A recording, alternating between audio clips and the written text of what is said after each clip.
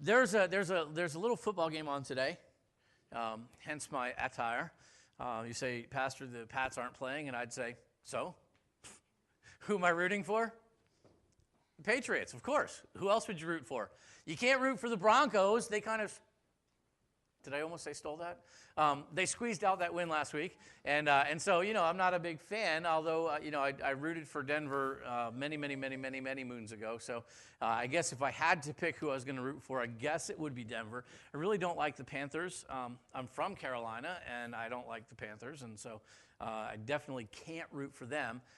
Really, you know what I'm rooting for tonight is actually the Chili Dogs. You say they're not playing. Oh, yes, they will be. We have Chili Dogs. And so if you're coming this evening, again, no first Sunday service. We usually do that on the first Sunday of the month. We have an evening service. My kids have been like, Dad, are we having first Sunday night? I'm like, yeah, but we're having it at our house. And so we're going to adjourn next door, 5:30 this evening. You're all welcome to come. I have chili dogs. I have chili. I'm going to be making a jalapeno relish just to make sure we really get it good and hot. And so that'll be fun. You can bring whatever you want to eat, and we'll enjoy that as well. You don't have anything, you want to come anyway, that's fine too. We'll have the game on, we'll have some hangout time, and so it'll be good. So I'll be rooting for the Chili Dogs. What can I say? It's hard for me. So one of the fundamental necessities really of football, if you're playing especially, this becomes very important, is to know quickly who's on your team. At any given moment, as the game progresses, you need to be able to recognize instantly who's on your team. Now, you get 45 guys. They've spent a whole season together. They've, been during the summer and workouts and all that stuff, coaching staff and all of that. But you think about the speed at which an NFL game goes, or even college game, and even high school game for that matter, just the speed at which a play unfolds. I mean, you're talking, on a good day, they're talking Tom Brady can get the ball out of his hands from the center to the quarterback and out of his hands in 2.5 seconds. How fast is the game going if you look at 3 or 4 receivers, pick one, and throw the ball in 2.5 seconds? In 2.5 seconds, I would have just recognized that I got the ball. So I'd probably be on my back going, hey, I got the ball! But you have to be able to recognize instantly who is on your team and, of equal importance, who is not on your team. That's kind of a critical thing to keep in mind, too. They're your opponents. You want to be able to recognize that. And so that's important if you're playing. If you're watching a game, it's kind of important as well, because if you're rooting for your team, you want to be able to recognize quickly who's your team. You want to see who's, and it's kind of harder because, we don't live with these guys. I know some of them live around here, but, we don't meet them. We don't know them. And you don't recognize them for anything just to see them, except for one little invention that was made that helps facilitate this necessity. There's one little invention that was made that allows players instantly to be able to see who's on their team and who's not on their team. There's one invention that was made that allows us as fans watching the game to see instantly who is the team we're rooting for and who is the team that we're rooting against. What is that invention? It is the invention of the uniform, right? If the Patriots are on the field and they're wearing blue and the Steelers are on the field and they're wearing white, you throw it to the guy wearing blue. And if you're not sure, you look down, oh, that one, right? You can figure out who to throw it to and who not. You say, Pastor, that's kind of obvious? Maybe, but you understand this is why uniforms become very important. Now, the NFL in their, I almost said finite wisdom, on Thursday nights this year have unveiled this new thing. Have you seen the Color Rush uniforms? How many of you seen those? I seem to have missed all those Thursday night games somehow this year. Apparently that was not a bad choice on my part. They have these Color Rush uniforms that basically is teams are going to wear all one color. And so there was a game in November, I think it was the 12th of this year, where the Buffalo Bills wore red on red. So they wore, red pants and red jerseys and red socks and red shoes. And they were playing the New York Jets, and the Jets were wearing green on green. And so you have green jerseys, green pants, green socks, green shoes. And both their helmets are white with stripe. And so you get this, and it looked, for all the world, if you haven't seen the pictures, you should definitely go home and Google this game. Because it looks like Christmas came early and was running amok all over the field. It was just red and green everywhere.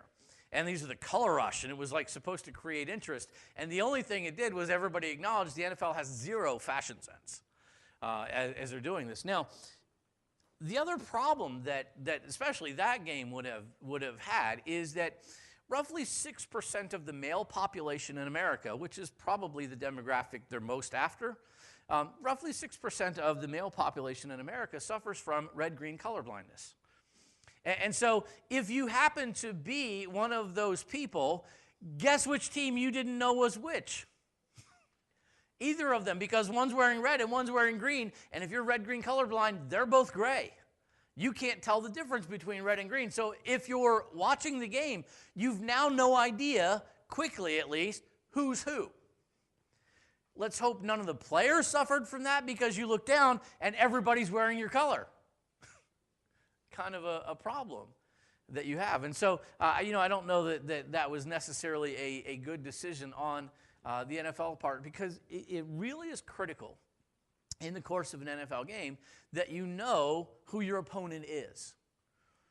And really what's true in an NFL game is true in life as well. You ever have somebody that you thought was their friend, they turned out to be your enemy? Or you thought that you could trust and they violated that trust, who you thought was a teammate in life who turned out to be an opponent in life. And we have those happen. It's tragedy, but probably all of us past the age of 9 or 10 have had that experience, have had an encounter like that where we just, it didn't work. And it would be helpful for us if we could identify who our opponents are. And what's true relationally really is true beyond just our relationships. If we could identify who stand against the things that we want in life, who stand against our values, or what stands against our values, what stands against our goals. If we could identify those opponents, wouldn't we be better off? Because we know, at least as they're coming at us, that they're not coming at us to help us, they're coming at us to oppose us. And so really, in any facet of life, we have opponents, and it's important to know who they are very quickly, because anything in life can develop quickly enough that we need to know who that is. Now, we started the year talking about justice. We talked about justice, and we said the definition that we kind of put out there, and because it's our theme for the year, Just 2016, it doesn't mean that like we're just yawning our way through the year. It means really that our focus is on personal justice this year. And we said justice is this. Justice is the rigorous exercise of moral principles resulting in rightness. The rigorous exercise of moral principles resulting in rightness. We have moral principles. We are going to rigorously exercise them. We are going to follow those moral principles, though they would be challenged, and though at times we may be tempted to do something else. The end result of which is that we will be right. And right is a good place to be. Now, we have an opponent in this process. If you are seeking to be right, and I don't know anybody who necessarily starts off going, I think I'm going to be wrong today. I think I'm just not going to care. I'm going to go do all the things that I've spent all year saying, not going to do it. You decided at the beginning of the year, you're going to go the speed limit. And then on Monday, it's not going to be a problem this week because we're all going to be going 35 in the snow. But, Tuesday, you're going to be frustrated with going so slow on Monday, so you're going to go 95 to make up for it. Because you're like, I don't care. I'm just going to go do. And you're going to, all of the things that you said you're not going to do in life. I try not to lie to people. But today, people, they made me mad. I'm just going to lie to everybody. I try to be polite to people because, it's respectful to be polite and it's good to be polite. But you wake up in a mad mood and you say, you know what, forget it. I'm just going to be rude and mean and nasty. And we don't really do that, do we? Hopefully. We set out to be things, and we try to be them. I try to be polite all the time. I try to teach my kids that, it is good to be polite. It is right to be polite. You can get mad and still be polite. You don't have to become a savage just because you're upset. Now, they haven't figured that part out yet, but we'll get there. You can actually be angry and polite at the same time. You can, all of these things. And so we set out and we try to do them. And the same is true of justice. We set out to be just. We set out to rigorously exercise our moral principles because we want to be right. Not so we could be superior, but just so that we could be right. Now, in that endeavor, we're going to have an opponent as well. There is something that comes at us that tries to keep us from being right. And so today, as we look at Daniel, we'll be in Daniel chapter 6. I guess I should have mentioned that. But in Daniel chapter 6, as we kind of actually wrapping up this series, Undefeated. We're going to cover the second half of Daniel later in the year, so we're going to end Daniel here today. But as we look at Daniel, both the book and the man Daniel, we see that those who are pursuing justice, those who are pursuing personal justice, fare well. I think that we've seen that in Daniel and his friends over the course of the first half of this book, that those who pursue personal justice tend to fare really, really well. We will suffer some setbacks along the way, but as we think about being undefeated, Daniel clarifies for us what is that key opponent that we're going to face in our journey, in our endeavor, in our effort to have and to be personally just. And so he illustrates that for us really well and how to come past that. So Daniel chapter 6, as we begin this particular chapter, we see Daniel's assignment.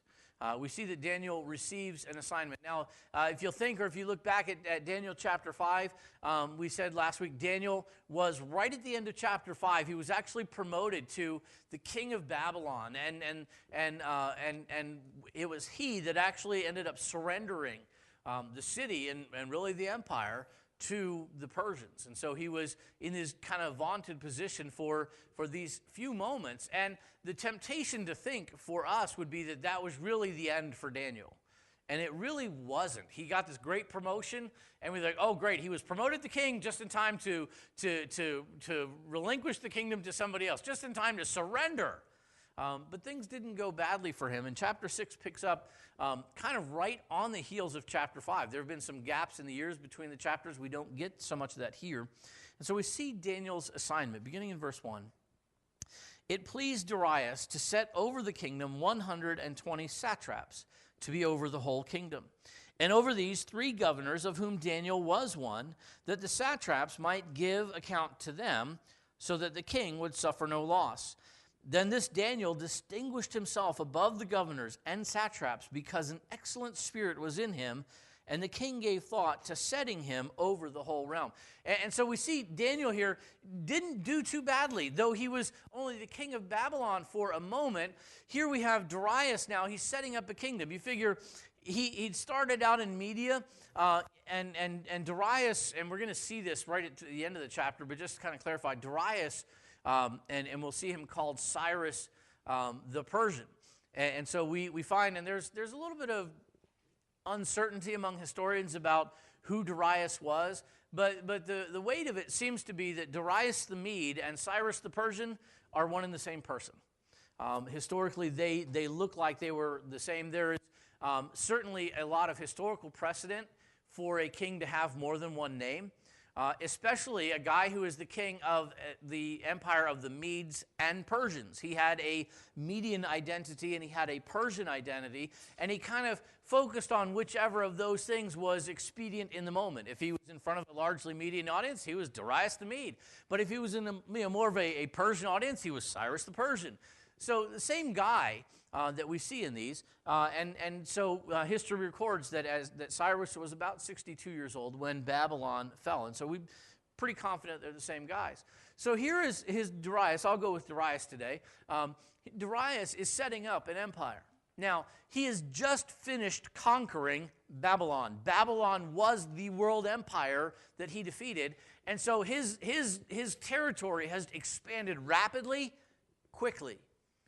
He'd been fighting his way through Babylon into Babylon proper, the city. But when Babylon, the city, fell, the Babylonian Empire fell with it.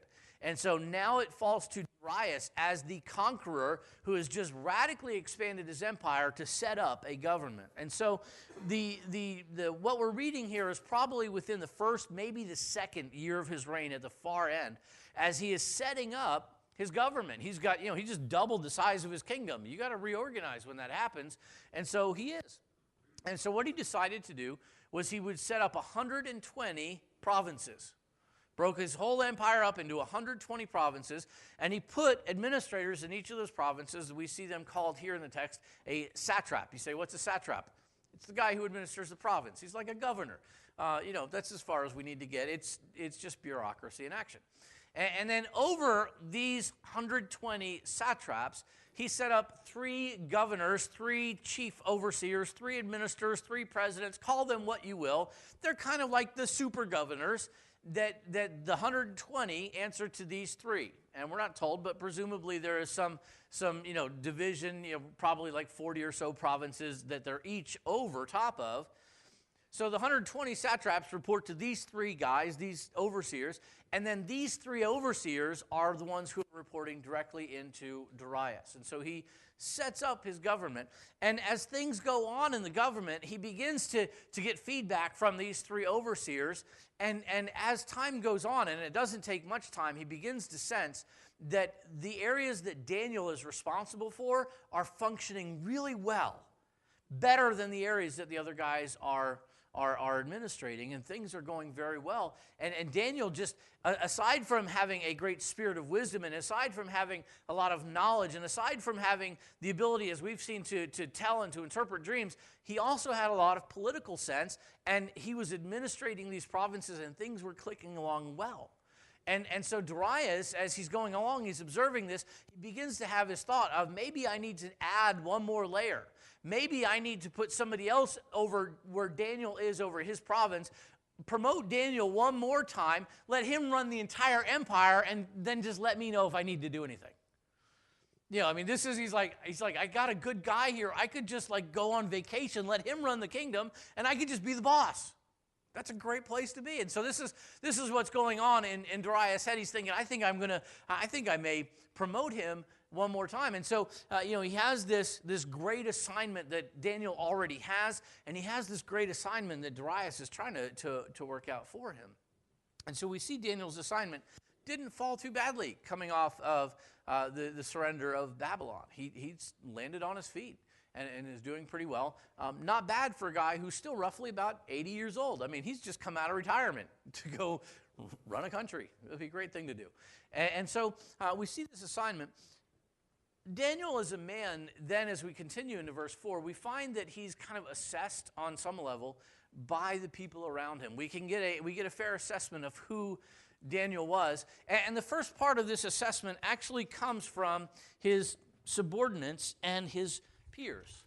Not surprising that this might happen. You might even have seen this coming.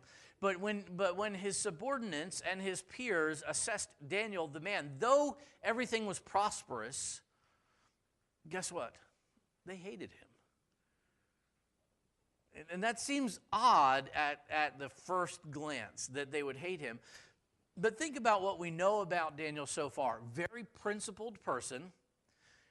A person who does not care if what he believes is unpopular. He's going to act on those beliefs anyway.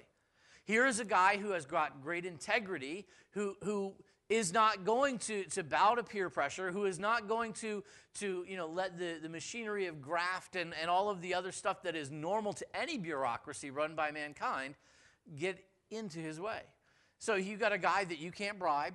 You got a guy that won't be bribed. You got a guy who doesn't do favors, who doesn't do all of these things that are sometimes normal to politics that drive the rest of us nuts because we want a principled leader. Heaven forbid. Daniel actually was that guy. And the people who served under him and the people who served around him, he made them look bad. And they hated him for it. And that's the context that we get in verse 4, So the governors and satraps sought to find some charge against Daniel concerning the kingdom, but they could find no charge or fault, because he was faithful, nor was there any error or fault found in him.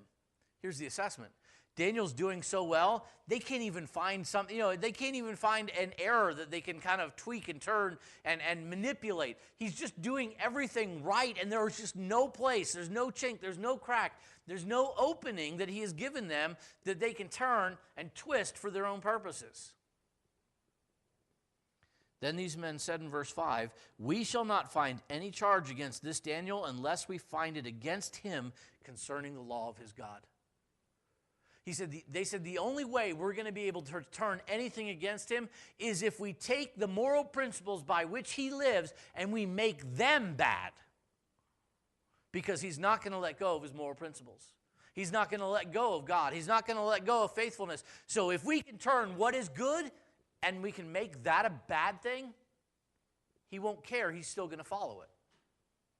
That was their assessment of Daniel. They hated him. And so they contrived of a plan to do just that. And they did so by appealing to Darius' vanity. He was a king. He was an emperor. He was not without a sense of vanity. I mean, it's not like you and I are off somewhere trying to conquer the world just by virtue of being a world conqueror. Tells us something about his personality. Tells us something about his sense of vanity, that he thought he could rule the world, and he actually was. Verse 6, so the governors and satraps thronged before the king. So there wasn't just a couple of these guys, there were quite a few. And they said to him, King Darius, live forever. Man, they're going to lay the butter on thick. All the governors of the kingdom, the administrators and satraps, the counselors and advisors have consulted together to establish a royal statute and to make a firm decree. So they're saying, hey, we're all in on this. That whoever petitions any god or man for 30 days, except you, O king, shall be cast into the den of lions. Now, O king, establish the decree and sign the writing so that it cannot be changed according to the law of the Medes and Persians, which does not alter. How is this for a petition? King, we've decided that you are awesome. You are amazing. That you are our all in all. We kind of sang that today.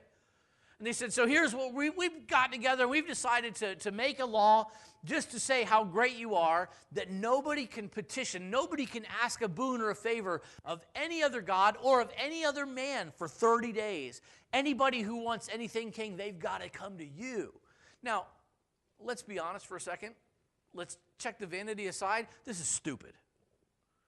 How many of you want every person on planet Earth coming to you to ask you for everything they want or need? Okay, if you have more than about one kid, you figure out real quickly, this is dumb. Because you know what I find myself doing as a parent? Dad, can I have this? Hey, Joe, can you get that for your brother?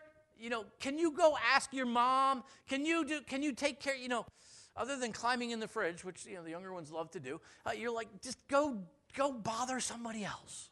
You ever been there as a parent? It's okay. You can say yes. It's good. Church is truth. It's a good thing. In any role in life, we can really grasp quickly that, and that's just your own offspring, right? Could you imagine, all of your parents having to come to you, all of your coworkers, anytime anybody needed anything, they had to come to you? Like, how stupid do you have to be to want to have a line that's 25 miles long, everybody trying to ask you a favor? Like on just get below the surface. This is dumb. But if you are a world conqueror and you have an ego that just as big as the room, and they say, King, we think you're awesome, and everybody should have to ask you when they want something. King's going, that ain't too bad an idea. I am all that, aren't I? They're like, and so not only, we want you to make this decree, and we want you to sign the law according to the law of the Medes and Persians, which does not change. And so here's one of the distinctions that we see about the Medo-Persian Empire that's a little bit different from Babylon, that the law of the Medes and the Persians was something that would be written down, and once it was written down, and once the king signed it, enacting the law, that law could not be changed even by the king. He bound himself by the laws that he made, and this was just a distinctive of the empire. It gets a little bit of a check and balance in that whole king thing. He's not ruling by absolute whim, trying to make laws, trying to make good on it. And so he says, wow, this is a great idea. And so what happens in verse 9? Therefore, King Darius signed the written decree. He's like, this is awesome. I'm awesome. You can recognize I'm awesome. Here's my signature. Probably did it John Hancock style. I don't know how he wrote with the chicken scratch thing, but whatever. It was probably big. So he's feeling great. He just got played by his bureaucrats. I mean, that's what happened. He got played. He just doesn't even know it. And so, these governors, the subordinates of Daniel and the peers of Daniel, they make this decree. The king signs this thing into law. What do you think Daniel did? Exactly what they said was going to happen. He ignored the law. Verse 10. Where we go. Now when Daniel knew that the writing was signed, he went home. And in his upper room, with his windows open toward Jerusalem, he knelt down on his knees 3 times that day and prayed and gave thanks before his God, as was his custom since his early days. And so here's Daniel going, you just made praying outlawed. You just made praying illegal. Well, I'm an outlaw. Don't care. I'm going to do what's right, even though you just turned what's right into what's wrong. He did exactly what they knew he was going to do. He was predictable in the fact that he was going to do what was right, no matter whether it was legal or not. He was going to do what was right. Verse 11, then these men assembled and found Daniel praying. That didn't shock them, and making supplication before his God. And they went before the king and spoke concerning the king's decree. Have you not signed a decree that every man who petitions any god or man within 30 days except you, O king, shall be cast into the den of lions? Hey, king, didn't you sign this great decree that everybody had to ask you if they wanted something done? Didn't you remember that? I mean, this was like yesterday, but you remember?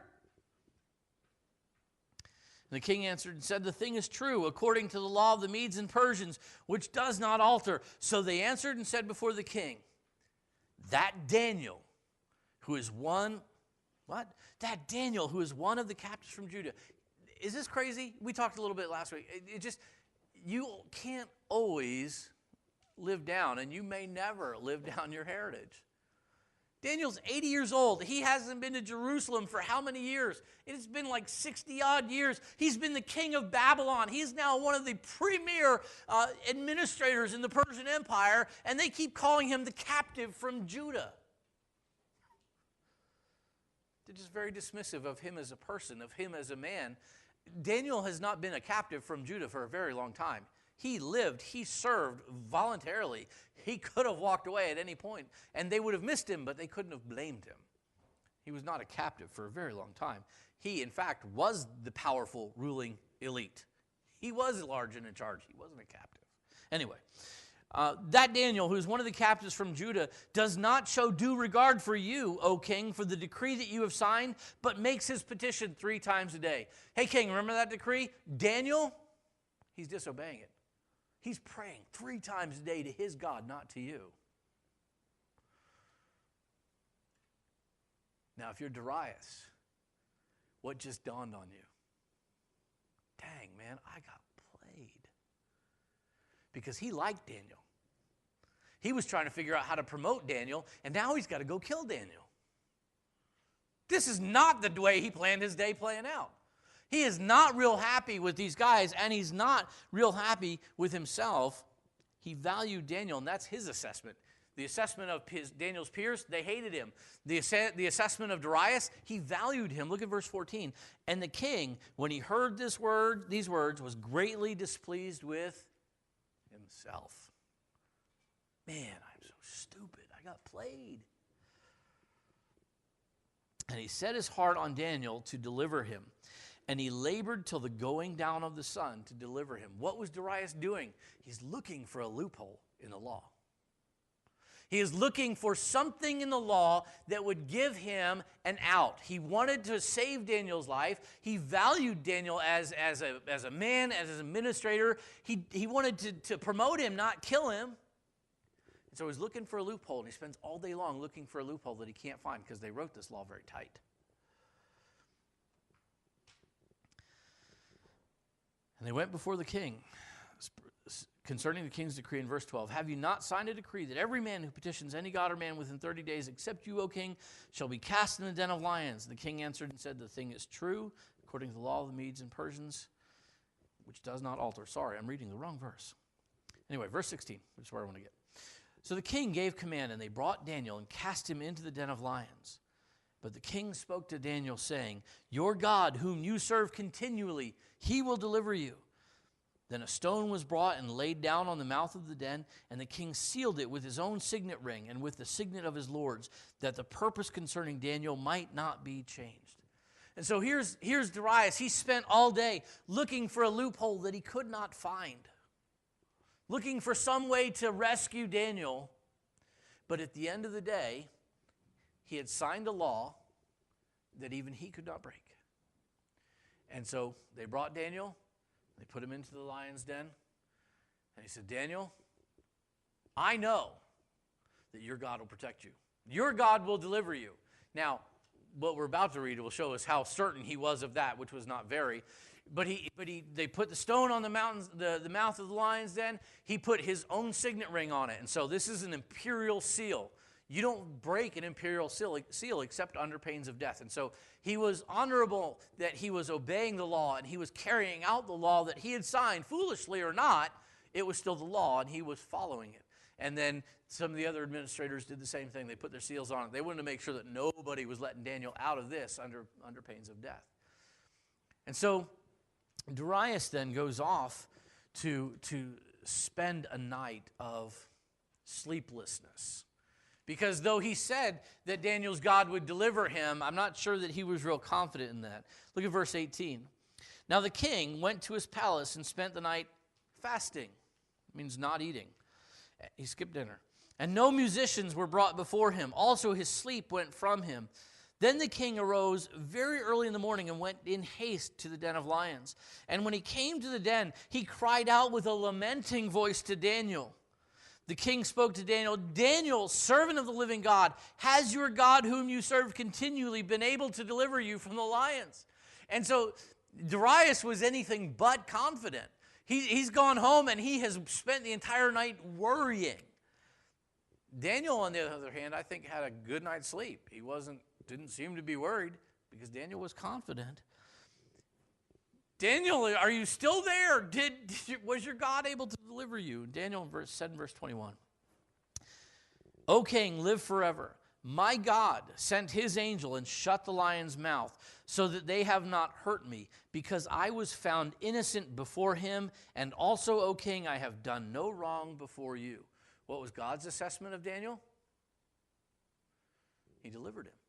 God's assessment of Daniel was that he was in fact just, that he was in fact right, that he was in fact innocent, that he had done nothing, and so God delivered Daniel. So everybody's a fan of Daniel except for his peers and his subordinates who just aren't getting as much grease on the wheel as they wanted. And God delivers him. Now, the king was exceeding glad for him, and commanded that they should take Daniel up out of the den. So Daniel was taken up out of the den, and no injury whatever was found on him, because he believed in his God. That is a miracle. I've never gotten into a pit with a hungry lion. I don't intend to get into a pit with a hungry lion. I tend to like lots of iron between me and hungry lions, because they are bigger than me, they are badder than me, they are meaner than me, and I have absolute confidence in the fact that if they want to eat me, there's nothing I can do to stop them. But Daniel went into the pit, and these lions are kept there for execution purposes. They're only fed when somebody needs to be executed. So these are not just like your average lions. These are hungry lions who have a real good taste for humans. And Daniel, they pull him out. The worst thing he had was some fur on him, just where he'd been rubbing up against one all night long, probably. But no harm at all. Great miracle. The king is excited. The king is happy. And on the heels of Daniel's assessment then, we see Daniel's advancement. The king is going to do some stuff, and Daniel is going to be advanced further. We pick it up in 24. And the king gave command, and they brought those men who had accused Daniel, and he cast them into the den of lions, them, their children, and their wives. And the lions overpowered them and broke all their bones in pieces before they ever came to the bottom of the den. The lions were hungry, man. They'd been salivating all night over this guy that they couldn't have. Their mouths were like wired shut by an angel who was sitting there with a headlock on him. And all of a sudden, Daniel's out, and the king remembers that he's been played, and he's not happy about it. So he takes all these guys who played him, and he throws them in the lion's den. Those lions are so hungry, they don't even hit the floor. So we know they were supernaturally withheld from eating Daniel. They were quite hungry, not just a little peckish. They were starving. And so these guys didn't even hit the floor as the king then says, you want to play? Here's how kings play. You know, it's just really bad idea, right? You knew that, right? You don't play powerful people like that against themselves. They're powerful, and that means they can fix it, and he did. And so his adversaries, Daniel's adversaries, were destroyed, and beyond that, his God was acknowledged. Darius then sets out. Then King Darius wrote in verse 25.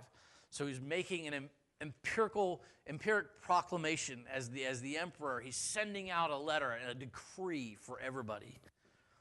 To all peoples, nations, and languages that dwell in all the earth, peace be multiplied to you. He acknowledges the fact that I'm the emperor of the known world. Everybody needs to listen a second. I make a decree that in every dominion of my kingdom, men must tremble and fear before the God of Daniel.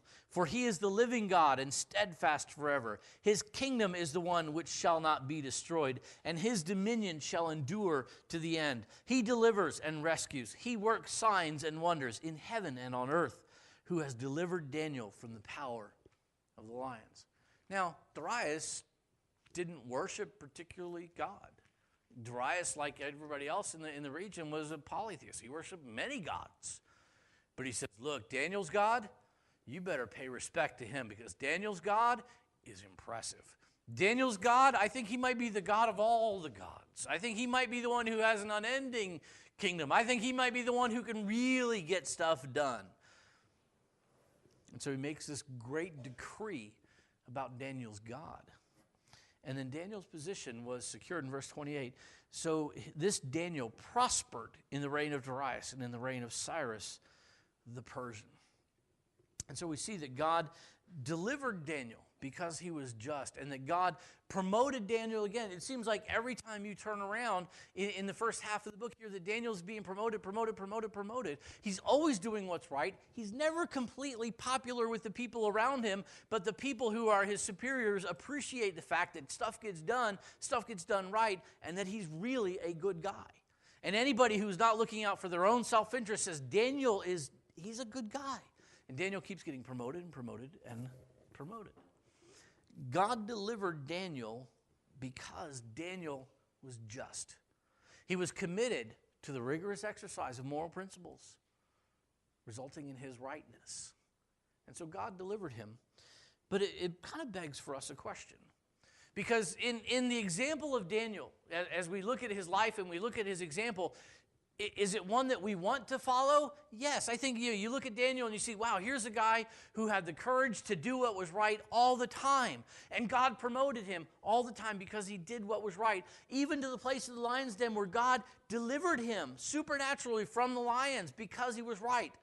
Will God always deliver the just? I like what I see in Daniel. I want to be what I see in Daniel. But the question that I have is, does God always do that? And the answer, unfortunately, is no. Does God always deliver the just? No. Who is the most just person to have ever walked the face of planet Earth?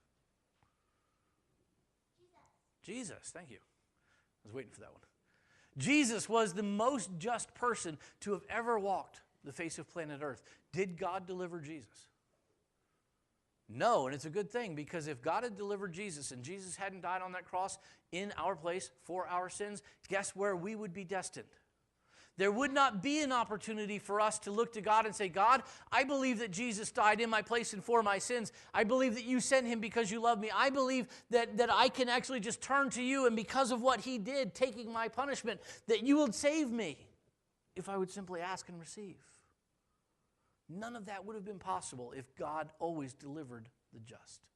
If God had delivered Jesus, we would be toast, quite literally.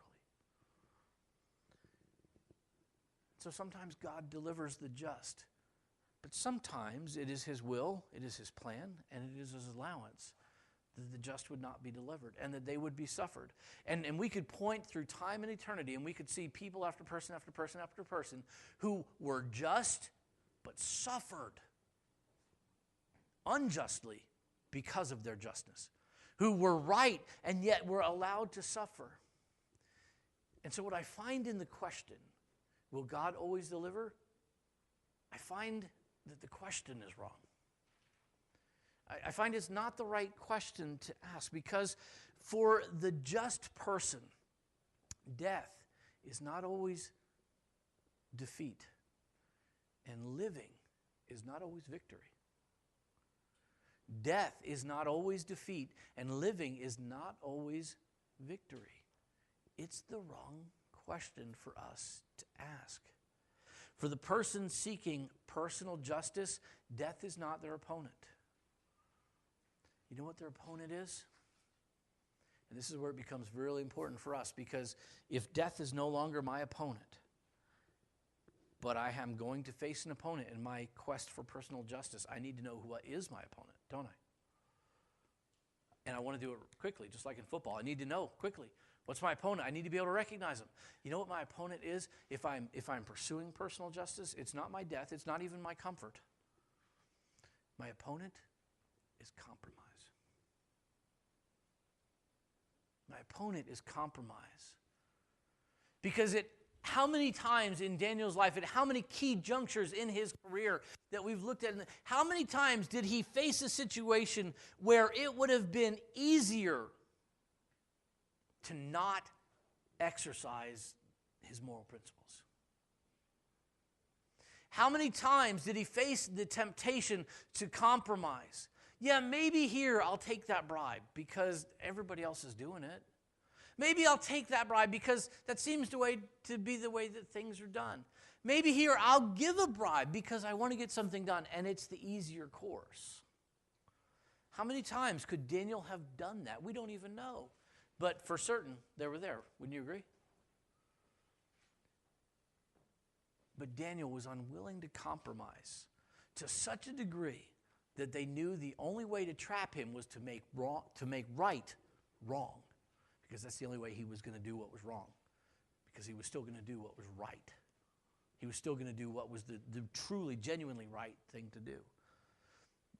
If we are seeking to live lives of personal justice, where we say, you know what, I'm going to do what's right no matter what, our enemy is no longer death.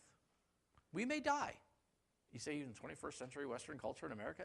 Yeah, it's possible that you could die, you could suffer for your moral principles. But the question is, are they worth it?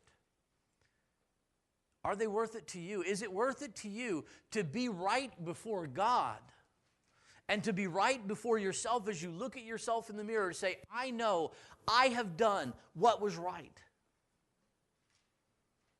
and I'm suffering for it, but I was right. Is it worth it? That's a question that we have to wrestle with. Because our opponent is no longer death, our opponent is no longer comfort. Our opponent, if we're genuinely seeking to be right, is compromise. Because as soon as we're not right, we're wrong. And we don't like that, because we live in a world that is shades of gray, and black and white seem very hard. They seem almost unrealistic, and yet they still exist. We can be right, or we can be 100,000 shades of gray wrong, or we can be right. The enemy to personal justice is not death.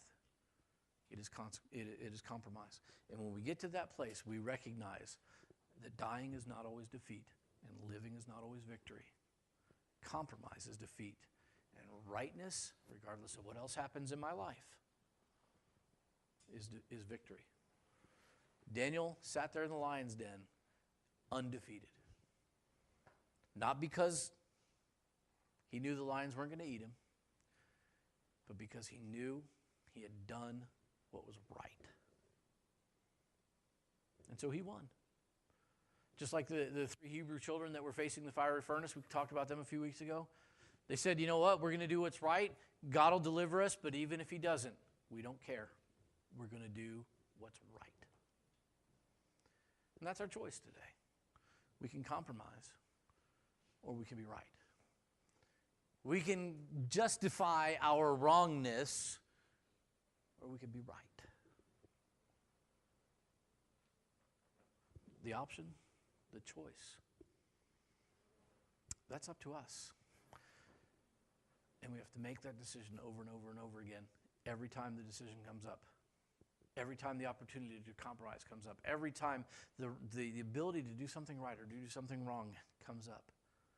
We have to make that choice over and over and over and over again. But if we want to be undefeated, we have to consistently choose right. Father, I love you. I thank you for Daniel, and I thank you for, Lord, his life. It amazes us on so many levels. We could never envision the promotion that he received. We don't know what it is to rule vast swaths of the earth as an administrator. We don't know what it is to have governors and those who rule report to us. We don't know what it is to report directly to an emperor. And so all of these things seem very amazing to us. But we do know what it is to face difficult decisions. We do know what it is to be tempted to compromise. We do know what it is to want to do what's right and see it's difficult to do. So, Father, help us to see in Daniel an extreme case and see in our own lives a case that's maybe not so extreme. Help us, Lord, to be committed to being right. You've declared us righteous as we come before you in salvation, and we become your children. We become righteous in position. And yet in our relationship, in our day-to-day doings, we have to carry that out. We have to choose to be and to do right. Help us, we pray, not to fear death, not to fear distraction, not to fear consequence, but to fear defeat, recognizing that defeat is being less than right. It's a hard place to be. Help us to be there. Well, thank you in Jesus' good name.